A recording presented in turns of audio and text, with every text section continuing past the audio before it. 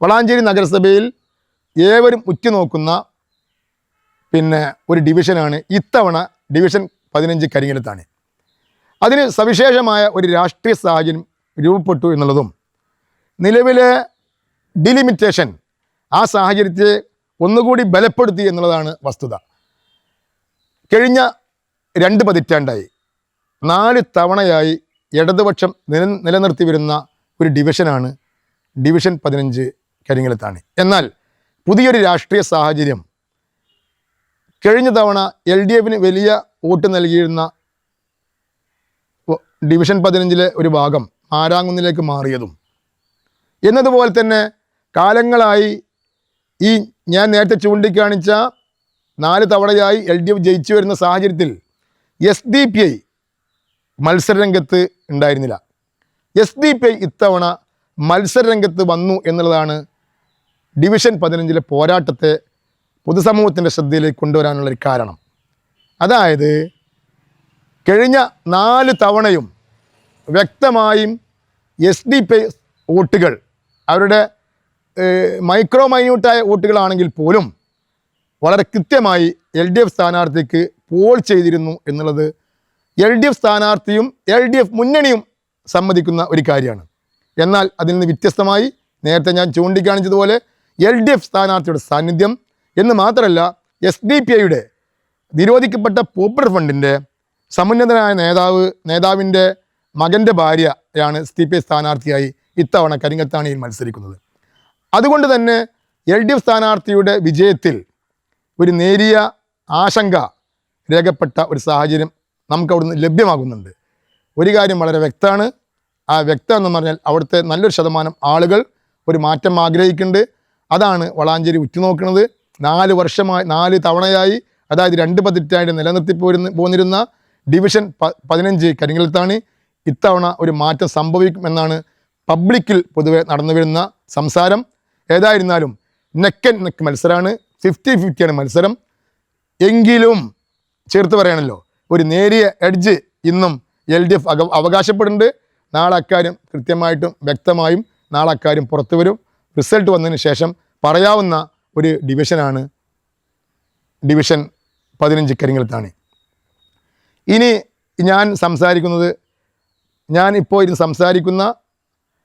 ഞാൻ താമസിക്കുന്ന ഞാൻ വോട്ടറായ ഡിവിഷൻ 16 കിഴക്കേക്കരയാണ്.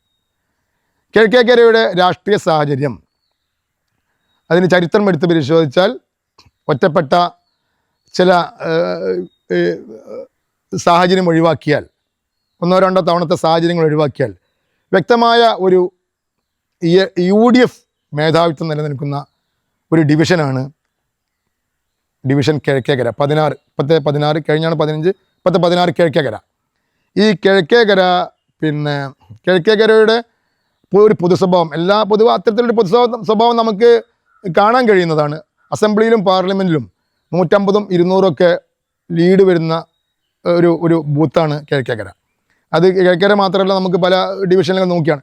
എന്നാൽ കിഴക്കേക്കരയുടെ ഒരു പൊതുരീതി എന്തെന്ന് പറഞ്ഞാൽ ഈ ലോക്കൽ ബോഡി ഇലക്ഷനിൽ UDF ആണ് കൂടുതൽ വിജയിച്ച് വരുന്നതെങ്കിൽ പോലും അവിടെ ഭൂരിപക്ഷം 75, 80, 90 ഈ രീതിയിലുള്ള ഒരു ഭൂരിപക്ഷമാണ് UDFന് ലഭിക്കാറ്. അതായത് പറഞ്ഞു വന്നത്, ലോക്കൽ ബോഡി ഇലക്ഷനിൽ വലിയ തോതിൽ വോട്ട് ചോർച്ച UDFന് സംഭവിക്കാറുണ്ട്. കഴിഞ്ഞ തവണ സുബിത രാജൻ കിഴക്കേക്കര ഡിവിഷനിൽ നിന്നും വിജയിച്ചു വന്നത് 75 വോട്ടിൻ്റെ ഭൂരിപക്ഷത്തിനാണ്. ഇവിടുത്തെ രാഷ്ട്രീയ സാഹചര്യം എടുത്ത് പരിശോധിച്ചാൽ 75ൻ്റെ ഭൂരിപക്ഷം UDFനെ സംബന്ധിച്ചോളം വളരെ ഒരു നേരിയ ഭൂരിപക്ഷമായിട്ട് കാണാൻ കഴിയും. എന്നാൽ ഇന്ന് 2025 നടന്ന ഇന്നലെ പോളിംഗ് അവസാനിച്ച കിഴക്കേക്കരയിൽ വളരെ വ്യക്തമായ കൃത്യമായിട്ട് എനിക്ക് പറയാൻ കഴിയും. ഞാൻ ഗ്രൗണ്ടിലുണ്ടായിരുന്ന ഒരാളാണ്. ഇവിടുത്തെ ജിയോ പൊളിറ്റിക്സ് കൃത്യമായിട്ട് ഞാൻ മനസ്സിലാക്കിയ ഒരാളാണ്. ഇവിടുത്തെ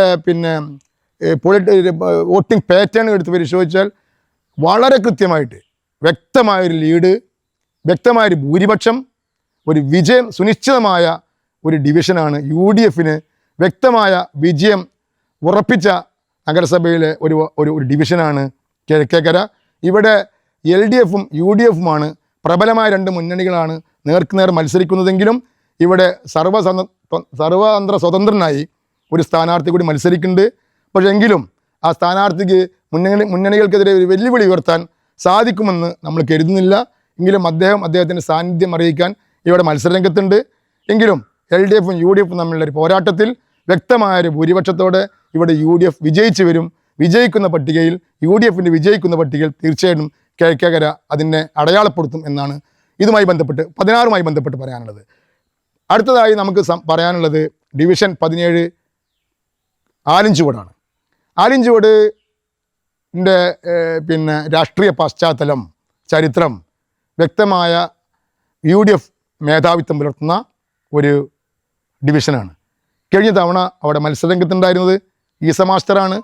പൊതുസ്വീകാര്യനായ ഈസ മാസ്റ്റർ സാമൂഹ്യ പ്രവർത്തന രംഗത്ത് വളരെ സക്രിയമായി ക്രിയാത്മകമായി ഇടപെടുന്ന ഒരു സ്ഥാനാർത്ഥിയായിരുന്നു. അദ്ദേഹത്തിന് അവിടെ കഴിഞ്ഞ തവണ മൃഗീയമായ ഭൂരിപക്ഷത്തിനാണ് അദ്ദേഹം വിജയിച്ചത്. അതായത് 175നും 200നും ഇടയിലായിരുന്നു അദ്ദേഹത്തിൻ്റെ ഭൂരിപക്ഷം. കൃത്യമായ ഒരു അക്കം എനിക്ക് പറയാൻ സാധിക്കില്ലെങ്കിലും 175നും 200നും ഇടയിലൊരു ഭൂരിപക്ഷത്തിനാണ് അദ്ദേഹം വിജയിച്ചിട്ടുള്ളത്. ഏതായിരുന്നാലും ആ ഭൂരിപക്ഷമോ അല്ലെങ്കിൽ അതിനോടടുത്തോ UDF ആ ഭൂരിപക്ഷം നിലനിർത്തി സീറ്റ് നിലനിർത്തും എന്നുള്ളതാണ് ഞാൻ മനസ്സിലാക്കുന്നത്. അടുത്തതായി കൊട്ടാരം ഡിവിഷനാണ്. കൊട്ടാരം ഡിവിഷൻ്റെ ഒരു പൊതുരീതി പരിശോധിച്ചാൽ ഞാൻ നേരത്തെ ചൂണ്ടിക്കാണിച്ചതുപോലെ തന്നെ ആലുചൂടിനെ പോലെ, കിഴക്കേരെ പോലെ, മാലാവുന്നതിനെ പോലുള്ള പ്രദേശങ്ങളെപ്പോലെ വ്യക്തമായൊരു മേധാവിത്വം UDFിനുണ്ട്. അവിടെ മത്സരരംഗത്തുള്ളത് അതൊരു സംവരണ സീറ്റാണ്. രാജനും UDFിനെ പ്രതിനിധിച്ച് രാജനും അതുപോലെ തന്നെ LDFിനെ പ്രതിനിധിച്ച് അപ്പു എന്ന സതീശനുമാണ്. അവിടെ വ്യക്തമായ ഒരു ലീഡ് മേധാവിത്വം UDF നിലനിർത്തും. UDF സ്ഥാനാർത്ഥി പിന്നെ ഡിവിഷൻ നിലനിർത്തും എന്നതിനാണ് പ്രതീക്ഷിക്കുന്നത്. പിന്നെ അടുത്തതായി നമുക്ക് പറയാനുള്ളത് വളാഞ്ചേരി ഉറ്റുനോക്കുന്ന മറ്റൊരു ഡിവിഷനാണ് ഡിവിഷൻ 19 മൂച്ചിക്കൽ. ഡിവിഷൻ 19 മൂച്ചിക്കൽ എന്തുകൊണ്ട് ശ്രദ്ധേയമായി എന്ന് സ്വാഭാവികമായിട്ടും നാട്ടുകാരെ അറിയിക്കേണ്ട ഒരാവശ്യമില്ല. മുസ്ലിം ലീഗ് പാർട്ടിയുടെ ദീർഘകാലം മുസ്ലിം ലീഗ് പാർട്ടിയുടെ സജീവ പ്രവർത്തകനായിരുന്ന ഒരു സഹോദരനാണ് അവിടെ പാർട്ടിയിൽ നിന്നും വിമതനായി രംഗത്ത് വന്നത്. അദ്ദേഹം കുട അടയാളത്തിൽ ഇന്ന് മൂച്ചിക്കൽ വാർഡിൽ മത്സരരംഗത്തുണ്ട്. അതുപോലെ തന്നെ അവിടെ UDF സ്ഥാനാർത്ഥി കോണി ചിഹ്നത്തിൽ ജലാലുദ്ദീൻ മാനു മത്സരിക്കുന്നുണ്ട്. മൂന്നാമതായി അവിടെ മത്സരരംഗത്തുള്ളത് അബു. അവിടെ LDFിൻ്റെ സ്ഥാനാർത്ഥി അബുവാക്ക എന്തോ ആണ്, അബുവാക്ക എന്തോ പേരിൽ അബൂബക്കർ. യെസ്, അബൂബക്കർ അവിടെ LDF സ്ഥാനാർത്ഥിയായിട്ട് ജീപ്പ് ചിഹ്നത്തിൽ മത്സരരംഗത്തുണ്ട്. ഞാൻ അവിടെ മത്സരം അതിൻ്റെ മറ്റ് വാർഡുകളിൽ നിന്ന് വ്യത്യസ്തമായൊരു സാഹചര്യത്തിലേക്ക് കടന്നു വന്നപ്പോൾ സവിശേഷമായൊരു പഠനം ഞാൻ ഈ മൂച്ചിക്കലിനെ പറ്റി നടത്തിയപ്പോൾ എനിക്ക് ബോധ്യപ്പെട്ട ചില കാര്യങ്ങളുണ്ട്. മൂച്ചിക്കൽ വാർഡ് ഞാൻ നേരത്തെ പറഞ്ഞ ഉറ്റുനോക്കാനുണ്ടായ കാരണം ഈ ദീർഘകാലം മുസ്ലിം ലീഗ് പാർട്ടിയിലുണ്ടായിരുന്ന വ്യക്തി റിബലായി രംഗത്ത് വന്നു എന്നുള്ളത് തന്നെ മുസ്ലിം ലീഗ് പാർട്ടി എന്തോളം വലിയ വേദനിപ്പിക്കുന്നൊരു കാര്യമായിരുന്നു എന്നുള്ളതാണ് അവരുടെ നേതാക്കന്മാരിൽ നിന്ന് ബോധ്യപ്പെട്ടത്. ഏതായിരുന്നാലും അദ്ദേഹം വളരെ സജീവമായി അദ്ദേഹം മത്സരരംഗത്ത് നിലയുറപ്പിച്ചിട്ടുണ്ട്. അവിടെ ഇപ്പോൾ നിലവിലെ സാഹചര്യത്തിൽ ഞാൻ മനസ്സിലാക്കുന്നത് അവിടെ UDFും ഈ വിമതനായി മത്സരിക്കുന്ന സ്വതന്ത്ര സ്ഥാനാർത്ഥിയും തമ്മിലാണ്. അവിടെ അബൂബക്കർ ഓണിയിൽ അബൂബക്കറാണ് LDF സ്ഥാനാർത്ഥിയുടെ മത്സരരംഗത്തുണ്ടായിരുന്നത്. തുടക്കത്തിലും ഏറ്റവും അതിൻ്റെ അവസാന ലാപ്പിൽ വരെയും UDF LDF സ്വതന്ത്ര സ്ഥാനാർത്ഥി കുടചിഹ്നത്തിൽ മത്സരരംഗത്തുണ്ടായിരുന്നു. ഏറ്റവും അവസാനം ലഭ്യമായ വിവരം, തെരഞ്ഞെടുപ്പിന് 2 ദിവസം മുൻപ് ഈ സ്വതന്ത്ര സ്ഥാനാർത്ഥിയും LDF മുന്നണിയും തമ്മിൽ ഒരു ധാരണയിലെത്തിയെന്നും LDF അവരുടെ വോട്ടുകൾ LDF സ്ഥാനാർത്ഥിയെ മരവിപ്പിച്ച് ഫ്രീസ് ചെയ്ത് സ്വതന്ത്ര സ്ഥാനാർത്ഥിക്ക് കുടചിഹ്നത്തിൽ വോട്ട് ചെയ്യാൻ വ്യാപകമായി പ്രചരണം നടത്തുകയും അതിൻ്റെ LDF പ്രവർത്തകർ ഈ സ്വതന്ത്ര സ്ഥാനാർത്ഥിക്ക് വേണ്ടി പ്രചരണ പരിപാടിയിൽ വളരെ സജീവമായി പങ്കെടുത്തിരുന്നു എന്ന് മാത്രമല്ല കഴിഞ്ഞ പോളിംഗ് ദിവസം ഞാൻ ആ ബൂത്ത് സന്ദർശിച്ചപ്പോൾ സ്വതന്ത്ര സ്ഥാനാർത്ഥിക്ക് വേണ്ടി വളരെ സജീവമായി രംഗത്തുള്ളത് LDF പ്രവർത്തകരായിരുന്നു എന്നുള്ളൊരു വിചിത്ര സംഭവവും ഈ സമയം ഞാൻ രേഖപ്പെടുത്തുകയാണ്. ഞാൻ കണ്ടൊരു കാഴ്ചയാണ്. എങ്കിലും എൻ്റെ ഒരു ബോധ്യം മത്സരം വളരെ വാശിയേറിയ മത്സരം അവിടെ നടക്കുന്നുണ്ട്.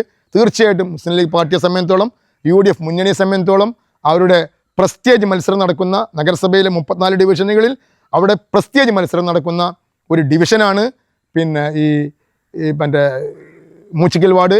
കഴിഞ്ഞ തവണ UDF അവിടെ എൻ്റെ ഓർമ്മ ശരിയാണെങ്കിൽ 100-ന് ചോടെ ഭൂരിപക്ഷത്തിനാണ് UDF വിജയിച്ചിട്ടുള്ളത്.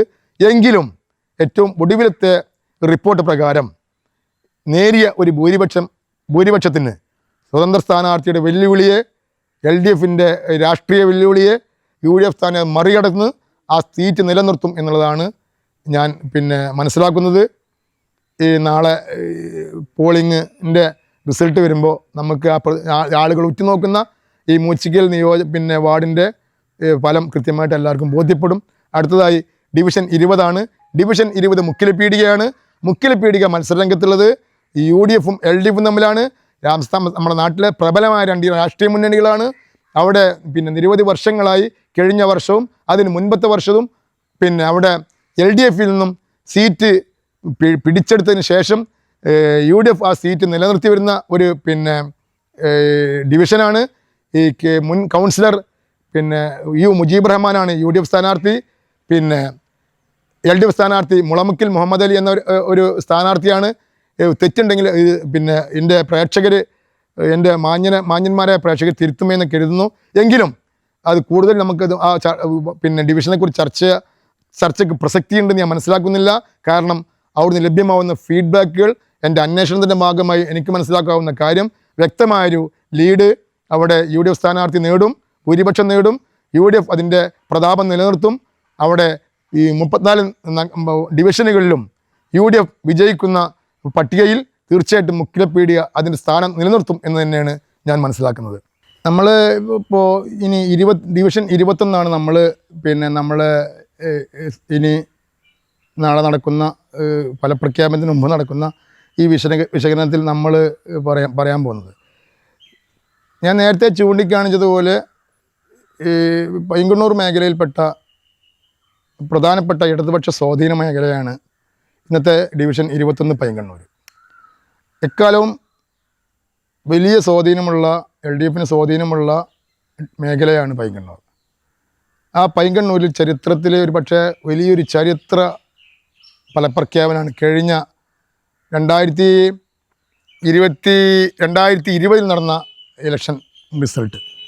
അതെന്താന്ന് പറഞ്ഞാൽ അവിടെ LDFിൽ നിന്നും UDF സ്ഥാനാർത്ഥി ഷാഹിന അബ്ദുറസാഖ് വിജയിച്ചു എന്നുള്ളതാണ്. നേരിയ ഒരു ഭൂരിപക്ഷത്തിനാണെങ്കിലും വളാഞ്ചേരി ഏറെ ആഘോഷിച്ച UDF ഏറെ ആഘോഷിച്ച ഒരു വിജയമായിരുന്നു ഷാഹിന റസാഖിൻ്റെ വിജയം. ഇന്ന് കഴിഞ്ഞ ദിവസം നടന്ന 2025 കഴിഞ്ഞ ദിവസം നടന്ന തെരഞ്ഞെടുപ്പിൽ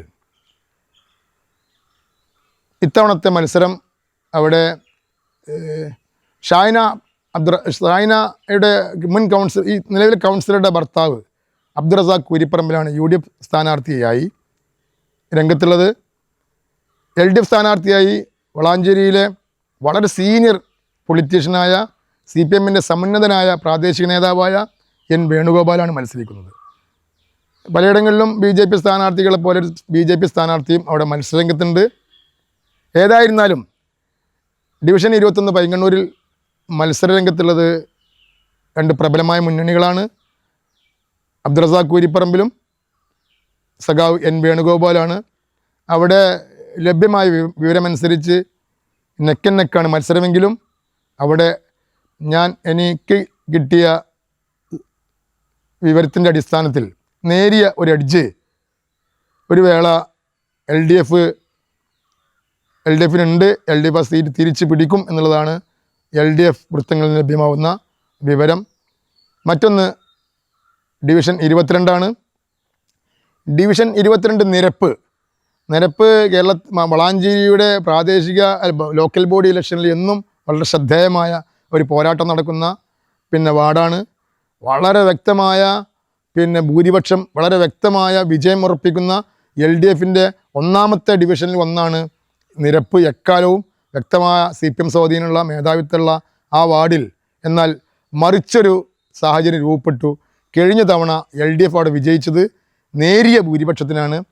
ഞാൻ മനസ്സിലാക്കുന്നത് പിന്നെ 10-11 വോട്ടിൻ്റെ ഒരു ഭൂരിപക്ഷത്തിനാണ് അവിടെ കഷ്ടിച്ച് നിരപ്പിൽ വിജയം LDF ഉറപ്പിച്ചത്. മറ്റൊന്ന് താഴങ്ങാടിയാണ്. താഴങ്ങാടിയും ശരാശരി നല്ലൊരു പോരാട്ടം കഴിഞ്ഞ തവണ UDF കാഴ്ചവെച്ചിട്ടുണ്ട്. ഇത്തവണയും നല്ലൊരു പോരാട്ടം UDF-ഉം LDF-ഉം തമ്മിൽ നടക്കുന്നുണ്ട്. കൃത്യമായിട്ട് അവിടെ ആര് ജയിക്കുമെന്ന് പറയാനുള്ള ഒരു സാഹചര്യം നമുക്ക് മുന്നിലില്ല. 50-50 മത്സരമാണ് ഞാൻ മനസ്സിലാക്കുന്നത്. നാളെ അക്കാര്യം നമ്മളിൽ നിന്നല്ലാതെ തന്നെ ഫലം പ്രഖ്യാപിക്കുമ്പോൾ വ്യക്തമാവും. 23 കാട്ടിപ്പരുത്തിയാണ്. 23 കാട്ടിപ്പരുത്തി കഴിഞ്ഞ തവണ മുഹമ്മദ് റിയാസാണ് വാർഡ് മെമ്പറായിരുന്നത്, കൗൺസിലറായിരുന്നത്. മികച്ച പ്രതിച്ഛായുള്ള UDF സ്ഥാനാർത്ഥികളുടെ ഒരാളായിരുന്നു. ഏതായിരുന്നാലും ഇത്തവണ അത് സ്ത്രീ സംവരണമായതുകൊണ്ട് അവിടെ സുബൈദ ചങ്ങമ്പള്ളിയാണ് UDF-നെ പ്രതിനിധീകരിക്കുന്നത്. LDF-നും അവിടെ ഒരു മികച്ച സ്ഥാനാർത്ഥി മത്സരരംഗത്തുണ്ട്. അവിടെ എങ്കിലും നല്ലൊരു പോരാട്ടം കാട്ടിപ്പരുത്തി ഡിവിഷനിൽ നടക്കുന്നുണ്ട് എന്നുള്ളതാണ് അവിടെ നിന്ന് ലഭ്യമായ വിവരങ്ങൾ. ഏതായിരുന്നാലും UDF അവിടെ വിജയം നിലനിർത്തും എന്നാണ് നമ്മൾ മനസ്സിലാക്കുന്നത്. പിന്നെ അടുത്തതായി നമുക്ക് ഡിവിഷൻ 24 ഡിവിഷൻ 24 കാശാങ്കുന്ന് വ്യക്തമായിട്ടും ഒരു LDF മെജോറിറ്റി മേഖലയാണ്. കഴിഞ്ഞ ഭരണസമിതിയിൽ നഗരസഭ മുനിസിപ്പൽ ഭരണസമിതിയിൽ പ്രതിപക്ഷ നേതാവായ അച്യുതൻ സഖാവാണ് കാശാങ്കുന്നിനെ നിലവിൽ പ്രതിനിധീകരിച്ചു വരുന്ന കൗൺസിലർ. ഇത്തവണ ആ ഡിവിഷൻ പിന്നെ വനിതാ സംവരണമാണ്. അതുകൊണ്ട് തന്നെ UDF-ൻ്റെയും LDF-ൻ്റെയും സ്ഥാനാർത്ഥികൾ മികച്ചൊരു മത്സരം കാഴ്ചവെക്കുന്നുണ്ട്. കഴിഞ്ഞ തവണ CPM മുന്നോട്ട് വെച്ച സ്ഥാനാർത്ഥികളിൽ പ്രബലനായ ഒരു സ്ഥാനാർത്ഥിയായിരുന്ന സഖാവ് അച്യുതൻ മത്സരരംഗത്തുണ്ടായിരുന്നെങ്കിൽ പോലും ഒരു നേരിയ ഭൂരിപക്ഷത്തിനാണ്, എൻ്റെ ഓർമ്മ ശരിയാണെങ്കിൽ 50-50 അല്പം മുകളിലോ ആണ് അദ്ദേഹത്തിൻ്റെ ഭൂരിപക്ഷം. കഴിഞ്ഞ തവണ CPM-ൻ്റെ ഒരു സീനിയർ നേതാവ്, പ്രാദേശിക നേതാവ് അവിടെ വിമതനായി മത്സരരംഗത്തുണ്ടായിരുന്നു. അതുകൊണ്ട് തന്നെ ഈ LDF സ്ഥാനാർത്ഥിയുടെ വിജയത്തിന് വേണ്ടത്ര ഒരു തിളക്കം ഭൂരിപക്ഷത്തിൽ കാണാൻ കഴിഞ്ഞില്ല. പക്ഷേ എങ്കിലും ഇത്തവണ വനിതാ സംവരണത്തിൽ LDF-നെയും UDF-നെയും പ്രതിനിധിച്ചുകൊണ്ട് മത്സരം വളരെ ശക്തമാണ്. ലഭ്യമായ വിവരമനുസരിച്ച് അവിടെ UDF തിരിച്ച് വാർഡ് ഇത്തവണ വിജയം ഉറപ്പിക്കുമെന്നും LDF അവകാശപ്പെടുന്നത് ആ സീറ്റ് LDF നിലനിർത്തുമെന്നാണ് നമുക്ക് ലഭ്യമായ വിവരം. ഡിവിഷൻ 26 കാർത്തല കൂടുതലായിട്ട് നമുക്ക് വിശദീകരിക്കേണ്ടതായിട്ടുള്ള സാഹചര്യം ഇല്ല. അവിടെ നമുക്ക് കഴിഞ്ഞ തവണ മണി മാരാത്തായിരുന്നു അവിടുത്തെ കൗൺസിലർ. വ്യക്തമായ ഒരു UDF മേധാവിത്വം നിലനിൽക്കുന്ന ഒരു ഡിവിഷനാണ്. UDF ഇത്തവണയും അവരുടെ സിറ്റിംഗ് സീറ്റ് നിലനിർത്തും എന്നാണ് നമുക്ക് ലഭ്യമായ വിവരം. ഡിവിഷൻ 27 വടക്കുംമുറി നമ്മളെ നഗരസഭയിൽ വ്യക്തമായ ഒരു LDF മേധാവിത്വമുള്ള ഭൂരിപക്ഷം, വലിയ തോതിൽ ഭൂരിപക്ഷം നിലനിർത്തുന്ന ഒരു ഡിവിഷനാണ്. കഴിഞ്ഞ തവണ വലിയ ഒരു ഭൂരിപക്ഷത്തിനാണ് നൗഷാദ് സുബൈദ എന്ന് ഒരു സ്ഥാനാർത്ഥി, LDF സ്ഥാനാർത്ഥിയാണ് അവിടെ വിജയിച്ച് നിലവിൽ സീറ്റ് LDF-ആണ് നിലനിർത്തുന്നത്. എങ്കിലും വടക്കുമുറി വലിയ ഭൂരിപക്ഷ മേഖലയാണെങ്കിലും ഇത്തവണ അവിടെ മത്സരരംഗത്തുള്ളത് നിസാർ കാർത്തലയാണ്. മറ്റൊന്ന് LDF-ൻ്റെ പ്രബലനായ ഒരു സ്ഥാനാർത്ഥിയാണ്, ഒരു DYFI നേതാവാണ്. എനിക്കറിയാൻ കഴിഞ്ഞത് ഒരു സ്വതന്ത്രനാണ്, UDF പിന്തുണയുള്ള സ്വതന്ത്രനാണ് മത്സരിക്കുന്നത്. എങ്കിലും എനിക്ക് ലഭ്യമായ വിവരമനുസരിച്ച് നേരിയ ഒരു ഭൂരിപക്ഷം ഇന്നും കാത്തു സൂക്ഷിക്കുന്നുണ്ട്. പ്രചരണ രംഗത്താണെങ്കിലും ഫലപ്രഖ്യാപനവും നേരിയൊരു ഭൂരിപക്ഷം കൊണ്ടോ അല്ലെങ്കിൽ LDF-ൻ്റെ കഴിഞ്ഞകാല പ്രതാപം നിലനിർത്തിക്കൊണ്ടൊരു വിജയമാണ് LDF പ്രതീക്ഷിക്കുന്നത്. ഡിവിഷൻ 28 ഇനി നമ്മൾ പറയുന്നത്. ഡിവിഷൻ 28 വ്യക്തമായ ഒരു UDF മേധാവിത്വമുള്ള ഭൂരിപക്ഷമുള്ള ഒരു വാർഡാണ്. മത്സരരംഗത്തുള്ളത് എന്തുകൊണ്ട് നരിപ്പറ്റ ശ്രദ്ധേയമാകുന്നു എന്ന് പറഞ്ഞാൽ നിലവിലെ നഗരസഭാ ചെയർമാൻ മത്സരിക്കുന്നത് നരിപ്പറ്റയാണ്. അതുകൊണ്ട് തന്നെ വളാഞ്ചേരി നഗരസഭയിലെ പൊതുസമൂഹത്തെ സംബന്ധിച്ചിടത്തോളം വളരെ ശ്രദ്ധേയമായ മത്സരം നടക്കുന്നു. ചെയർമാൻ മത്സരിക്കുന്ന ഒരു VIP മണ്ഡലമാണ് നരിപ്പറ്റ. അവിടെ എന്തുകൊണ്ട് മറ്റൊരു കാരണം കൂടിയും ആ വാർഡിനെ കൂടുതൽ ശ്രദ്ധിക്കപ്പെടാനുള്ളൊരു കാരണം അവിടെ ഒരു വിമതനും LDF സ്ഥാനാർത്ഥിക്ക് പുറമെ ഒരു വിമതനും സ്വതന്ത്രനായി മത്സരരംഗത്തുണ്ട്. എങ്കിലും അത് മറികടക്കാനുള്ള ശേഷി UDFനുണ്ട്. മാത്രമല്ല ഈ മത്സരരംഗത്ത് മികച്ച ഒരു ഇലക്ഷൻ മാനേജ്മെൻറ്റ് തൻ്റെ മുൻകാല സ്ഥാനാർത്ഥിത്വം കൊണ്ട് തെളിയിക്കപ്പെട്ട ഒരു വ്യക്തി കൂടിയാണ് UDF സ്ഥാനാർത്ഥിയും നഗരസഭാ ചെയർമാനുമായ അഷറഫ് അമ്പലത്തിങ്ങൽ. തീർച്ചയായിട്ടും അദ്ദേഹം വിജയിക്കുമെന്ന് തന്നെയാണ് UDFൻ്റെ പ്രതീക്ഷ. 29 നവംബർ. അടുത്തതായി നമ്മൾ സംസാരിക്കുന്നത് മീൻപാറയാണ്. മീൻപാറയെ സംബന്ധിച്ചിടത്തോളം വ്യക്തമായ ഒരു ഒരു UDF മേധാവിത്വമുള്ള നേരിയൊരു എഡ്ജുള്ള ഒരു പ്രദേശമാണ് മീൻപാറ. തീർച്ചയായിട്ടും UDF നിലനിർത്തും എന്ന് തന്നെയാണ് നമ്മൾ പ്രതീക്ഷിക്കുന്നത്. വേറൊരു സവിശേഷമായൊരു സാഹചര്യം കൂടിയും മീൻപാറയ്ക്കുണ്ട്. അതായത് മീൻപാറയിൽ LDF സ്ഥാനാർത്ഥിയായിട്ട് മത്സരരംഗത്തുണ്ടായിരുന്ന സ്ത്രീ സംവരണമാണ് ആ സീറ്റ്. ഞാൻ മനസ്സിലാക്കുന്നത് SC സ്ത്രീ സംവരണമാണ്. ആ സീറ്റിൽ LDF സ്ഥാനാർത്ഥി മുന്നോട്ട് വെച്ച ആദ്യത്തെ സ്ഥാനാർത്ഥിയുടെ 1-ാം നമ്പർ സ്ഥാനാർത്ഥിയുടെ ഈ നാമനിർദ്ദേശ പത്രിക തള്ളിയത് മൂലം ഡമ്മിയാണ് മത്സരരംഗത്ത് വന്നിട്ടുള്ളത്. അതിനുശേഷം അവിടെ സംഭവിക്കാൻ പോകുന്നത് എന്താണെന്ന് നമുക്ക് കൃത്യമല്ല. ഏതായിരുന്നാലും ഈ UDF ആ വാർഡ് നിലനിർത്തും എന്ന് തന്നെയാണ് നമ്മൾ പ്രതീക്ഷിക്കുന്നത്. ഡിവിഷൻ 30 ഡിവിഷൻ 30-നെക്കുറിച്ച് ആഴത്തിലുള്ള പഠനം ഞാൻ നടത്തിയിട്ടില്ല. എങ്കിലും ലഭ്യമായ ഒരു ചെറിയ വിവരമനുസരിച്ച് പടിഞ്ഞാക്കര ഒരു ഈസി വാക്ക് ഓവറാണ്. UDF സോഴ്സിൽ നിന്ന് നമുക്ക് ലഭ്യമായ വിവരം. തീർച്ചയായിട്ടും നാളെ അതിനെക്കുറിച്ചുള്ള പല പ്രഖ്യാപനത്തിലൂടെ ഒരു കൃത്യമായ വിവരം എന്നെ സംബന്ധിച്ചോളം എനിക്ക് പറയാൻ കഴിയൂ. ഇനി നമ്മൾ പറയുന്നത് ഡിവിഷൻ 31 അമ്പലപ്പറമ്പ് വളാഞ്ചേരി നഗരസഭയിലെ 34 ഡിവിഷനുകളിൽ BJP ശക്തമായ മത്സര സാന്നിധ്യം എക്കാലവും നടത്തുന്ന ഒരു ഡിവിഷനാണ് അമ്പലപ്പറമ്പ് ഡിവിഷൻ. അമ്പലപ്പറമ്പ് ഡിവിഷൻ ഇത്തവണയും ഒരു ത്രികോണ മത്സരമാണ് നടക്കാൻ പോകുന്നത്. BJPയുടെ സാന്നിധ്യം വളരെ ശ്രദ്ധേയമാണ്. BJP സ്ഥാനാർത്ഥി വളരെ പോപ്പുലറായ ഒരു സ്ഥാനാർത്ഥിയാണ്.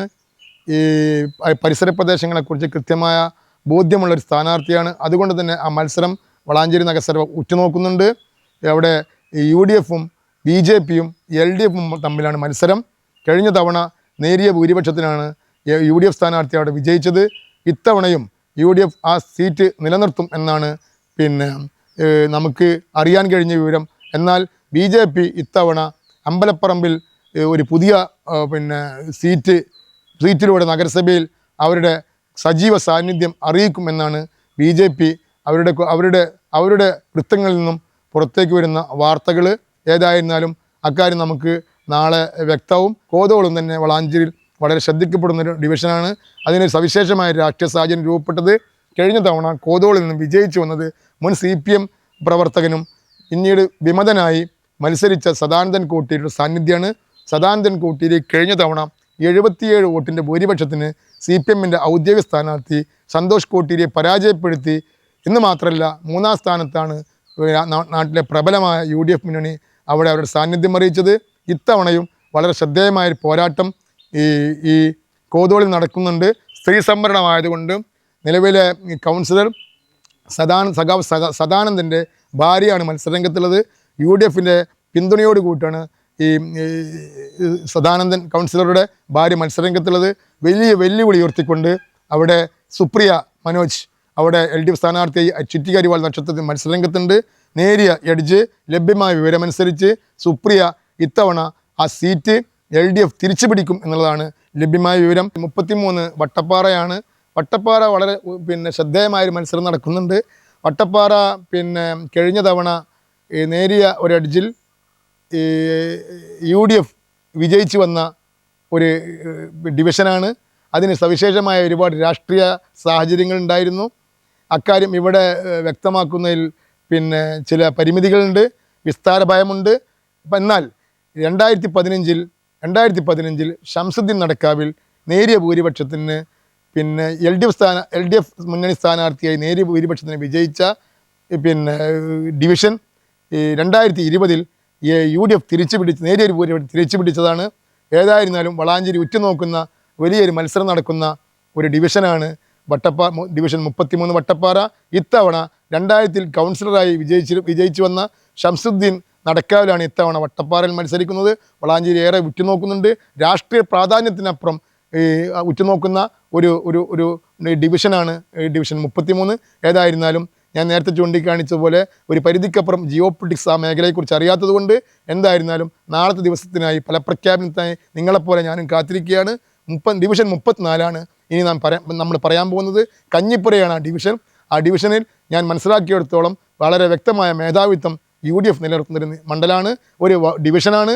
ഈ വട്ടപ്പാറയെക്കുറിച്ച് പറഞ്ഞതുപോലെ തന്നെ വലിയൊരു ജിയോ പൊളിറ്റിക്സ് ആ പ്രദേശത്തെക്കുറിച്ച് അറിയാത്തത് കൊണ്ട് ഞാൻ അക്കാര്യം കൂടി പ്രേക്ഷകരുടെ ശ്രദ്ധയിലേക്ക് കൊണ്ടുവരികയാണ്. നാളെ ഫലപ്രഖ്യാപനത്തോടെ അക്കാര്യവും നിങ്ങൾക്കറിയാൻ സാധിക്കും.